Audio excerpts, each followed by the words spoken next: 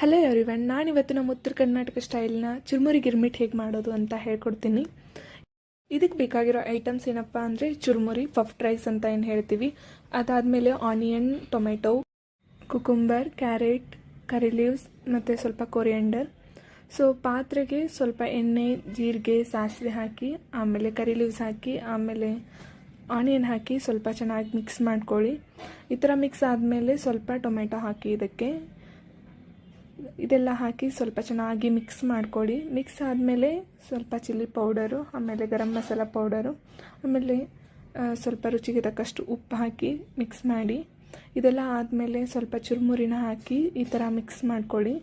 ಚೆನ್ನಾಗಿ ಮಿಕ್ಸ್ ಮಾಡಬೇಕು. ಈ ಥರ ಚೆನ್ನಾಗಿ ಮಿಕ್ಸ್ ಆದಮೇಲೆ ತುರಿದಿಟ್ಕೊಂಡಿರೋ ಕ್ಯಾರೆಟು, ಆನಿಯನ್ನು ಮತ್ತು ಕುಕುಂಬರ್ನ ಹಾಕಿ, ಅದಾದಮೇಲೆ ಸ್ವಲ್ಪ ಕೊರಿಯಂಡರ್ನ ಹಾಕಿ ಚೆನ್ನಾಗಿ ಇದೆಲ್ಲ ಆದಮೇಲೆ ಮನೇಲಿ ಸ್ವಲ್ಪ ಮಿಕ್ಸ್ಚರ್ ಮತ್ತು ಲೆಮನ್ ಇದ್ದರೆ ನೀವು ಆ್ಯಡ್ ಆನ್ ಮಾಡ್ಕೋಬೋದು.